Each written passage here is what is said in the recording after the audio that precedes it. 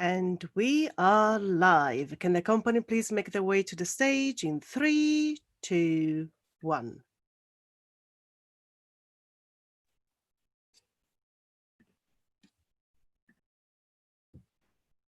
Hello and welcome to this Shaking Scene session. Just one session today, but we have a lot of exciting scenes to shake. So if you've not encountered us before, we are Shake-Scene Shakespeare. We are a theatre company, and we are UK based, and we perform shows directly from Renaissance style parts or cue scripts. What does it mean? I hear you scream. Well, it means that all of our actors work from scripts that only have their lines and cues on them. They do not rehearse together and therefore do not know the other characters' lines. They work purely from their parts. As such, all the scenes you'll be watching today will be coming together for the very first time now. How exciting. I've taken on the role of the book holder for today, which in Shakespeare times would work a bit like a prompter. But right now, over the internet, and we mainly jump in case somebody's connection falters. Right, presenting today's scenes, we have this wonderful company of socially distanced actors. We have Ashleigh, say hello, and Mark, and Suzanne Taylor, and Lucia. Hello. There she is, Lucia and Tamara, all the way from Germany, and Fergus, and Eliza.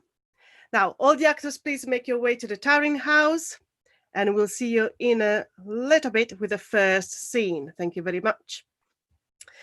Before we start, I just want to remind everyone that below the video, you'll find a link to our bucket. It's a donation link.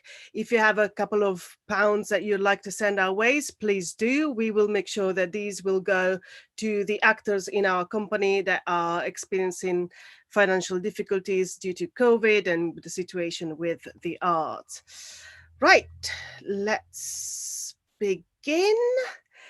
So let's take note of the temperature outside and let's make a mental journey to Venice. We are in the Merchant of Venice now, and Shylock's daughter has fled. He's heading down to the docks and looking for information on on his fled daughter, and he meets with Salanio and Salarino and Tubal, who are more than happy to discuss his tragedy. A little bit too happy maybe, and also to give Shylock some news that he might not expect. I need a Salarino. Are you there? Yes. Yes. Salanio? Yep. Salanio? There you are. And Tubal? Yes. And Shylock? Aye, Captain. Great. As per usual, please take your cue when I disappear from the screen.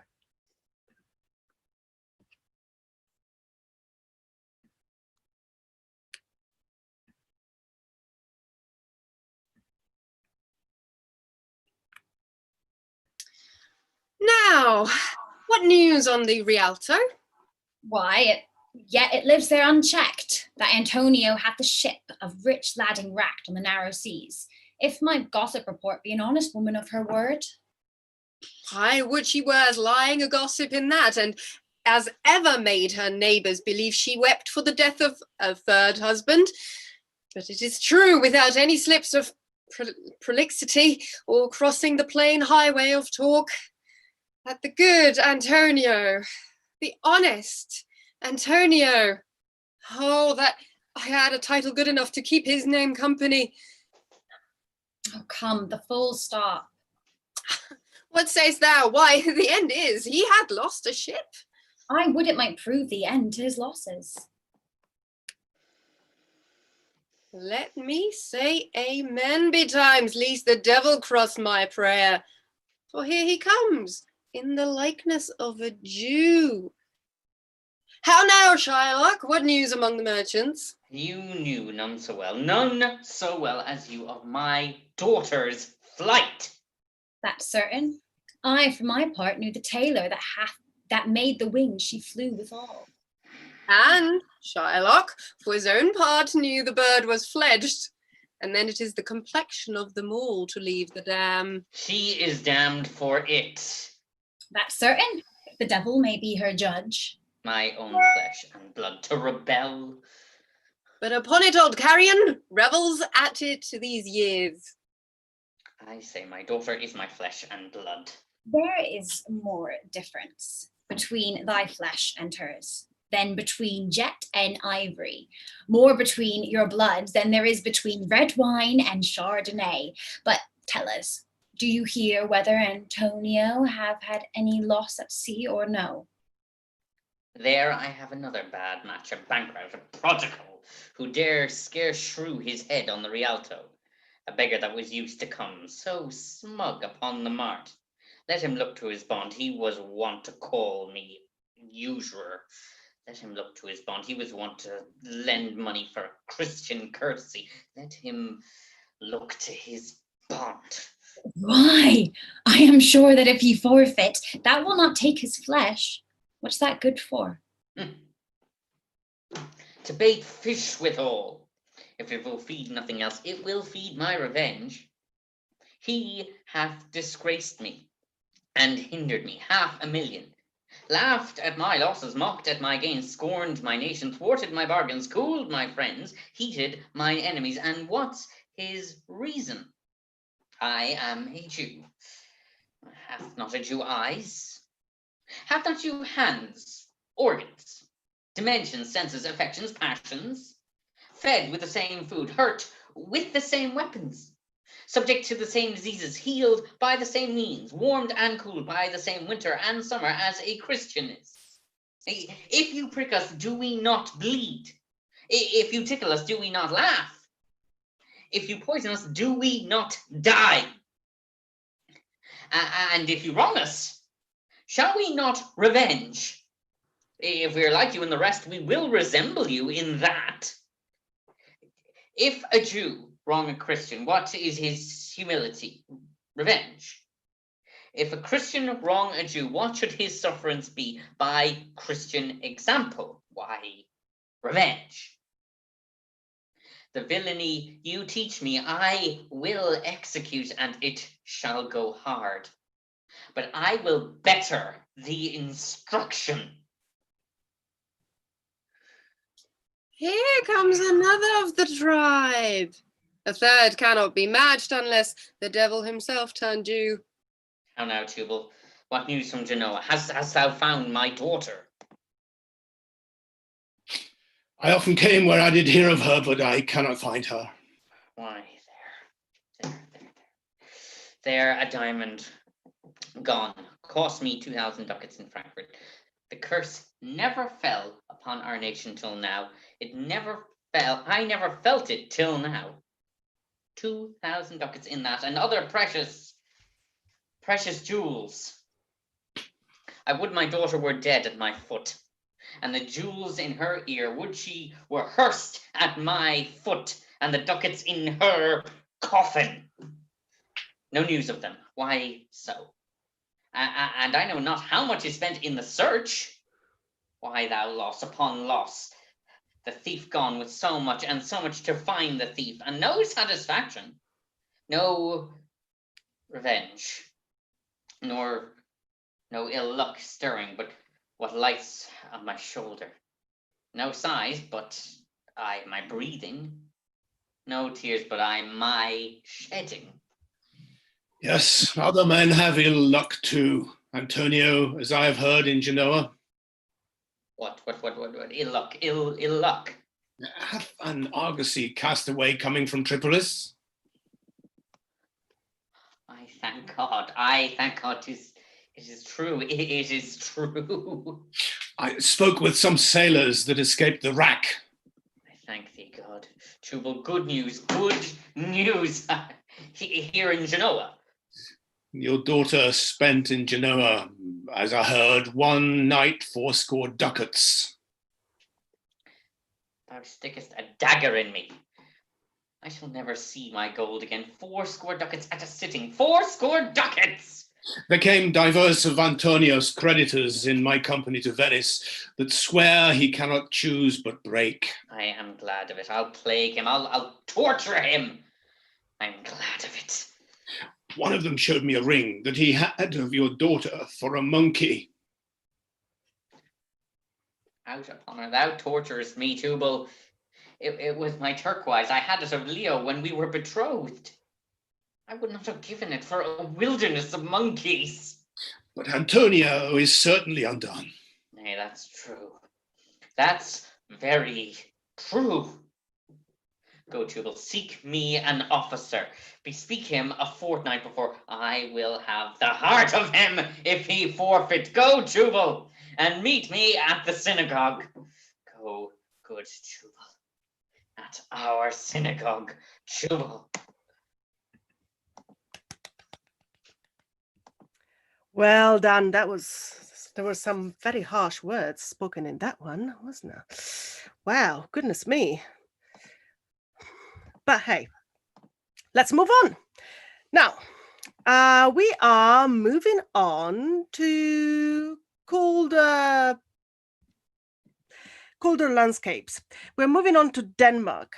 We are, of course, in Hamlet, and at this point, it is fair to say that people at court seem to be quite worried about Hamlet. He has not been himself, and in an attempt to cheer him up, his mother and Polonius and his uncle have invited Rosencrantz and Guildenstern, two friends from his university, for a visit. Polonius, as usual, is like the scheming diplomat that he is employing them to spy on the prince and to try and figure out if this madness that has been put onto him is perceived or truthful. Right, let's see how this goes. I need a Guildenstern. Are you there? Ready? Right. Rosencrantz? Just checking. Cool. I'll give us a few seconds, no worries. And Hamlet, are you ready? Yes. Best words ever over the internet. Polonius, are you ready? I'm ready. Cool. How are you getting on, Tamara? Ready. Fantastic. As usual, when I take my leave from the screen, that is your cue to begin. Thank you very much.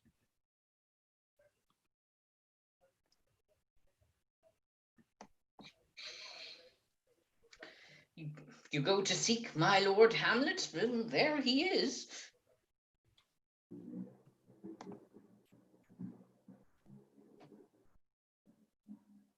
God save you, sir. My honoured lord?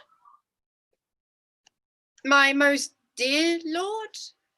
My excellent, good friend. How dost thou, Guildenstern? Oh, Rosencrantz. Good lads. How do ye both?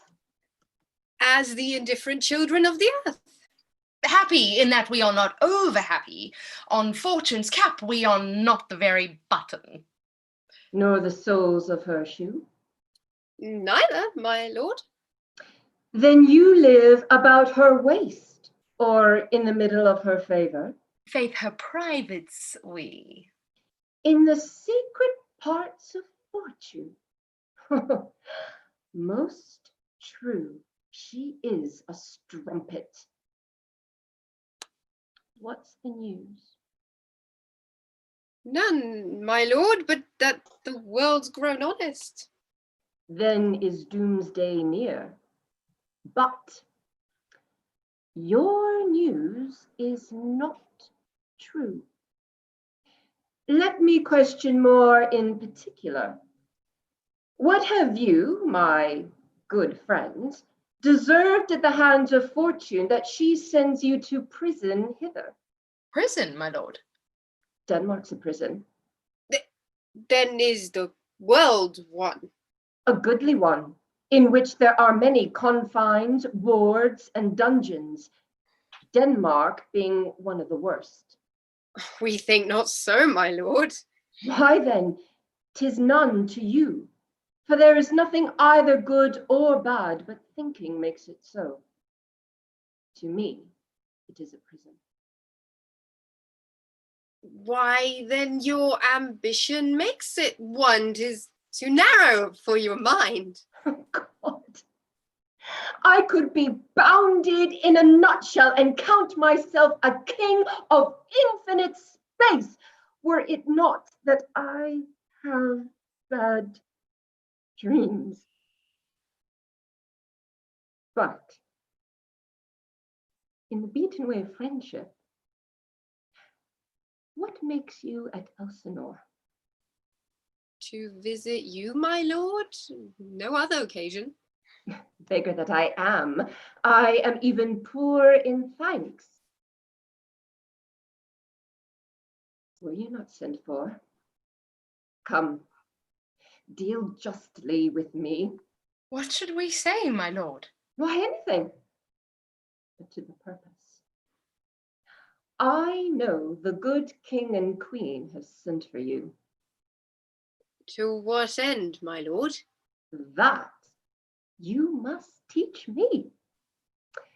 But let me conjure you by the rights of our fellowship, be even and direct with me, whether you were sent for or no. My lord, we were sent for. I will tell you why. So shall my anticipation prevent your discovery of your secrecy to the king and queen.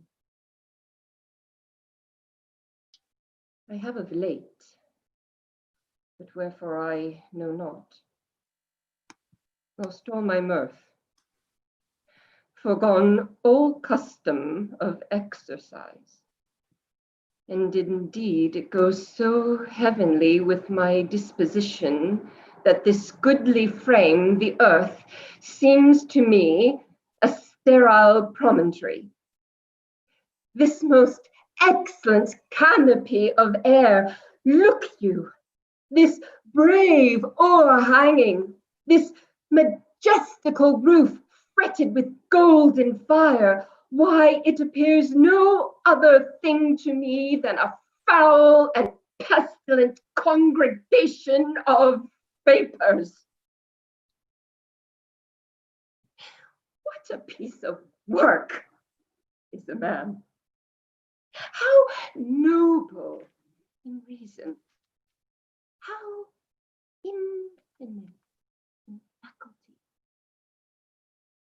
in form and moving, how express and admirable, in action, how like an angel, in apprehension, how like a god.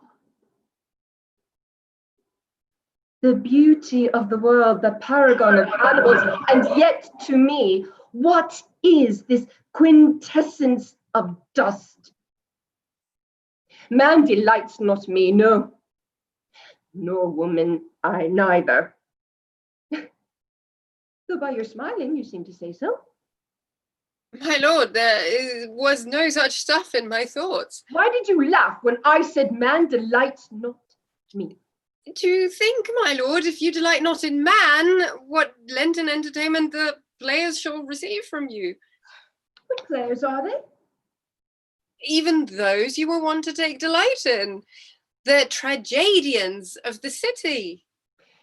Gentlemen, you are welcome to Elsinore. Your hands, come. You are welcome. But my uncle father and aunt mother are deceived.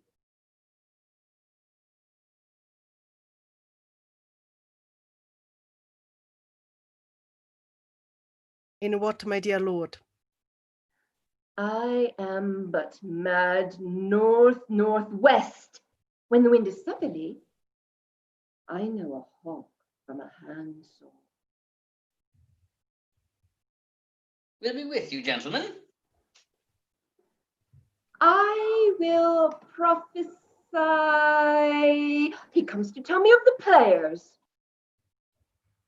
We'll send them to you, my lord. The actors are come hither, my lord, the best actors in the world, either for tragedy, comedy, history, pastoral, pastoral comical, historical pastoral, tragical historical, tragical comical, historical pastoral. These are the only men. Oh, Jephthah, Judge of Israel, what a treasure hadst thou! What a treasure had he, my lord? Why, one fair daughter and no more, the which he loved passing well. Still on my daughter. Am I not in the right? Oh, Jephthah? If you call me Jephthah, my lord, I have a daughter that I love passing well. Nay, that follows not. What follows then, my lord?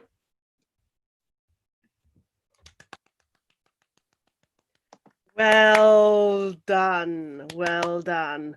Wow, that was not like any other reunion from university that I've ever been to. Quite awkward.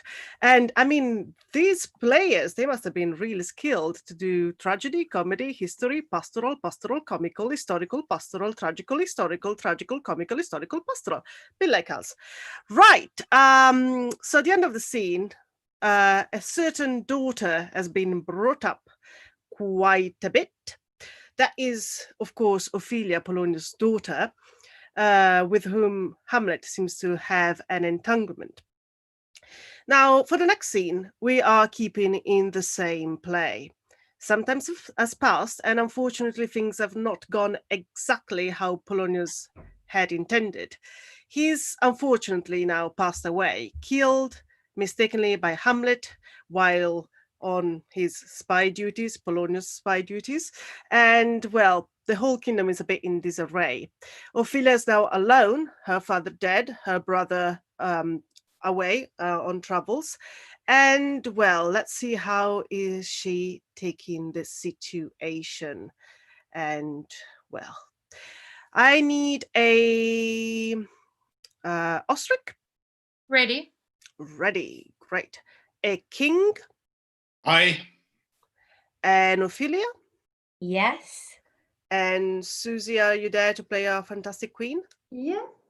Cool, fantastic. Then when I close my video, please take that as your cue to begin.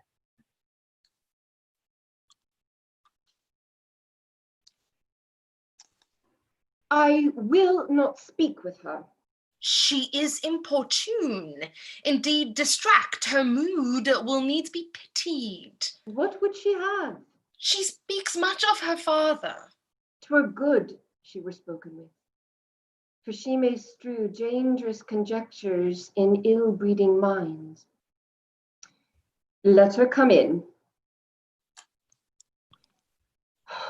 To my sick soul, as sin's true nature is, each toy seems prologue to some greater miss. Where is the beauteous majesty of Denmark? How now, Ophelia? How should I your true love know from another one?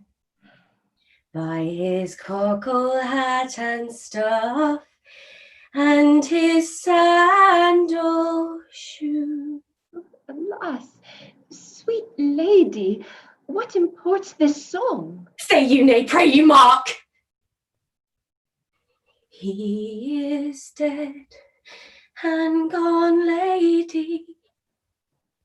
He is dead and gone. At his head a grass-green turf, at his heels a stone. Nay, but Ophelia! Say you mark! White his shroud as the mountain snow, flooded with sweet flowers, which be wept to the grave, did not go with true love's showers. How do ye, pretty lady? Well, God ild you. They say the owl was a baker's daughter. Lord, we know what we are, but know not what we may be. God be at your table. I pray you, let's have no words of this. But when they ask you what it means, say you this. Tomorrow is St. Valentine's Day, and in the morning be time, and I am made at your window to be your Valentine. Then up he rose and donned his clothes, and down the chamber door let in the maid that out the maid, and never departed more. Pretty Ophelia. Indeed, la, without an oath, I'll make end on't.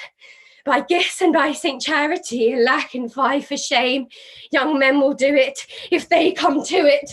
By cock they are to blame. Quoth she, before you tumbled me, you promised me to wed. So would I had done by yonder sun, and thou hast not come to my bed. How long has she been thus?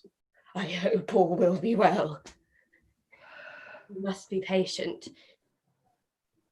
But I cannot choose but weep, to think they should lay him in the cold ground.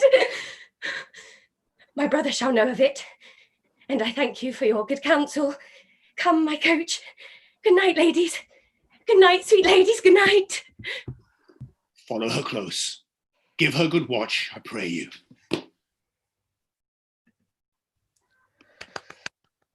Ooh, well done. Wow, that was hard to watch, poor lady. Right.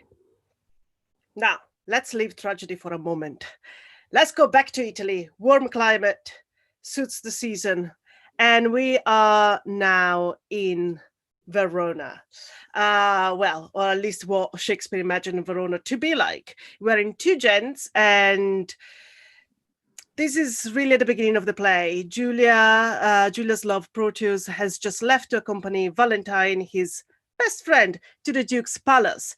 But Julia cannot really bear to spend even a minute away from her love, and seeks her lady-in-wait counsel, Lucetta, on how to best to deal with the situation. What can she do? He's just gone, so maybe she'll follow. We'll see. Now, Eliza, we need a Julia. Are you there? Yes, I'm here. You ready? Yep, ready. Great. And Lucia, how are you doing? Yep, I'm ready. Fantastic. As usual, when I disappear from the screen, that is your cue to begin.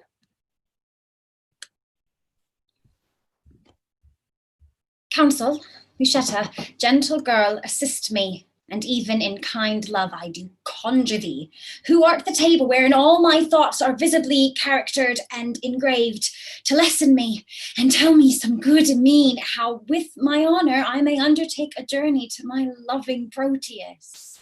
Alas, the way is wearisome and long. True devoted pilgrim is not weary to measure kingdoms with his feeble steps. Much less shall she that hath love's wings to fly. And when the flight is made to one so dear, of such divine perfection as Sir Proteus. Better forbear till Proteus make return. Knowest thou not his looks are my soul's food? Oh, Dirt that I have pined in by longing for this food so long a time. Didst thou but know the only touch of love, thou wouldst as soon go kindle fire with snow, as seek to quench the fire of love with words. I do not seek to quench your love's hot fire, but qualify the fire's extreme rage, lest it should burn above the bounds of reason. The more thou dampst it up, the more it burns. The current, that which gentle murmur glides, thou knowest, being stopped, impatiently doth rage. But when his fair course is not hindered, he makes sweet music with the enamelled stones, giving a gentle kiss to every siege he overtaketh in his pilgrimage. And so, by many winding nooks he strays, with willing sport to the wild ocean. Then let me go, and hinder not my course. I'll be as patient as the gentle stream, and make a pastime of each weary step, till the last step have brought me to my love, and there I'll rest, as after much turmoil a blessed soul doth in Elysium. But in what habit will you go along? not like a woman, for I'd prevent the loose encounters of lascivious men. A gentle Lucetta, befit me with such weeds as may beseem some well-reputed page.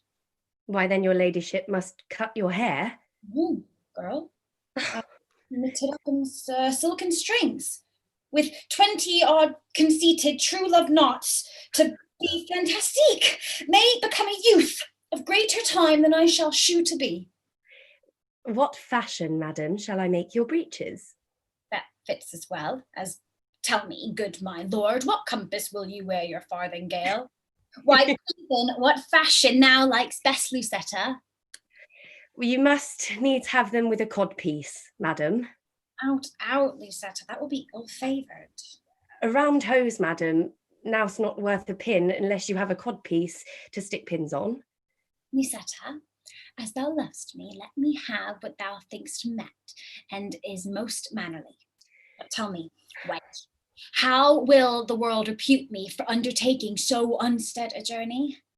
I fear it will make me scandalized. If you think so, then stay at home and go not. Nay, that I will not. Then never dream on infamy, but go. If Proteus like your journey when you come, no matter who displeased when you are gone, I fear me he will scarce be pleased withal. That is the least, Lucetta, of my fears.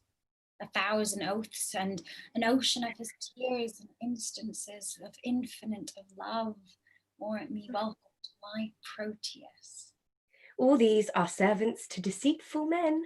Base men that use them to so base effect. But truer stares did govern Proteus' birth. His words are bonds, his oaths are oracles, his love sincere, his thoughts immaculate, his tears pure messengers sent from his heart as far from fraud as heaven from earth. Well, pray heaven he prove so when you come to him. Now, as thou lovest me, do him not that wrong, to bear a hard opinion of his truth. Only deserve my love by loving him, and presently go with me to my chamber to take a note of what I stand in need of, to furnish me upon my longing journey. All that is mine I leave at thy dispose. My goods, my lands, my reputation, only in lieu thereof dispatch me hence. Come, answer not. To it presently. I am patient of my tarrants. Well done. Ooh, how many of you do you think that Lucetta is actually right? Well, if you want to know the answer, you can go back a couple of months in our YouTube history and get to see the whole play that we did. Right. Well, the mood has lifted up a little bit, and from one couple that is suffering because they are far apart to another couple that might be suffering because they are together. Right, we are still in Italy, but this time we are in Taming of the Shrew. This is our last scene for today. Kate and Petruchio have now been married for a little while and are traveling back to Padua with Hortensio, who is there with them to learn from Petruchio how to tame a shrew. This is the last chance for Petruchio to finally break Kate before he brings her again in front of her father. So let's see what kind of techniques will he come up with, or what kind of tortures, to be honest. Right. Do I have a Petruchio? Yes. Great. Do I have a Kate? Yes. Do I have a Vincentio? T. And do I have an Hortensio? You do. Fantastic. Whenever you're ready.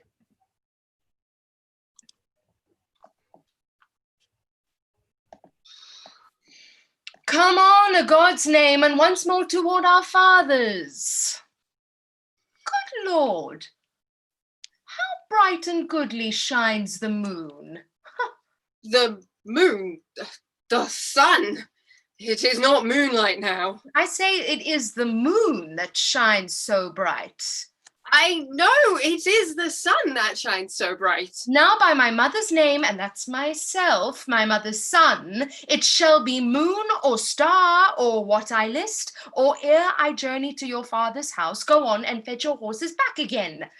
Evermore crossed and crossed, nothing but crossed. Say as he says, or we shall never go. Forward, I pray, since we have come so far, and be it moon or sun, or what you please, and if you please to call it a rush candle, henceforth I vow it shall be so for me. I say it is the moon. I know it is the moon. Nay, then you lie, it is the blessed sun. Oh, then God be blessed. It is the blessed sun, but sun it is not when you say it is not, and the moon changes even as your mind. Would you will have it named, even that it is, and so it shall be for Catherine. Petruchio, go thy ways, the field is won. Well, forward. Forward. But soft company is coming here. Good morrow, gentle mistress, where away? Tell me, sweet Kate, and tell me truly too, hast thou beheld a fresher gentlewoman, such war of white and red within her cheeks? What stars do spangle heaven with such beauty as those two eyes become that heavenly face? Fair lovely maid, once more good day to thee. Sweet Kate, embrace her for her beauty's sake.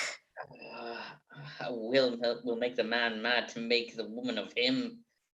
Young budding virgin, fair and fresh and sweet, whither away, or whither is thy abode? Happy the parents of so fair a child, happier the man whom favourably stars allots thee for his lovely bedfellow.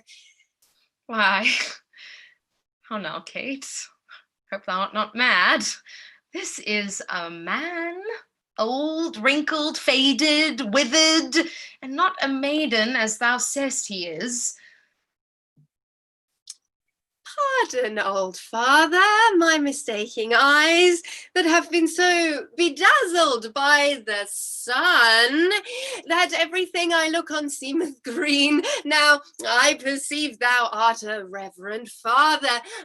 Pardon, I pray thee, for my mad mistaking.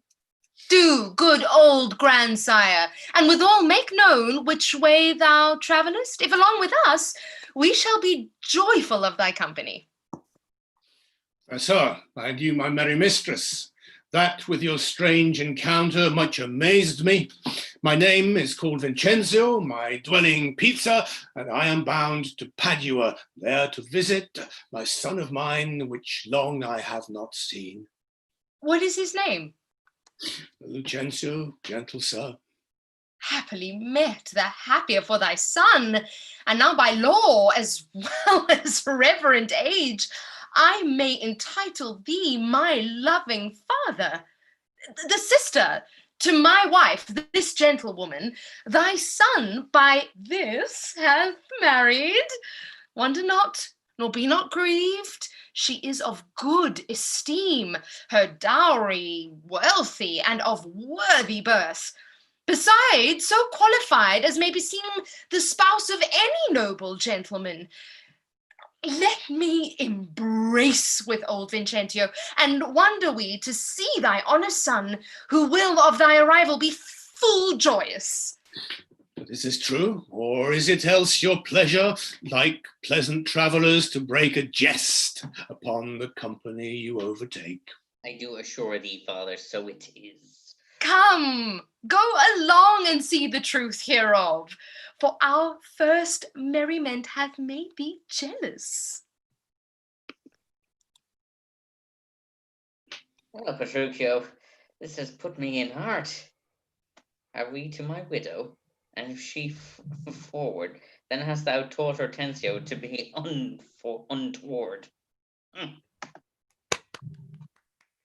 Wow, what a welcome to do that poor Vincentio. Oh, Mark, I don't know if you've ever been called, a fair gentlewoman before, but and also insulted a couple of lines later. Crazy. But you're still going with them. Wow. Now, that was the last scene for today. Thank you very much for watching. We will be back next week with Julius Caesar, the whole play from Q Scripts. Tune in on this channel at 3 p.m. on Sunday next. Right, if I can have the whole company back just to say goodbye. There they are. And thank you very much and goodbye.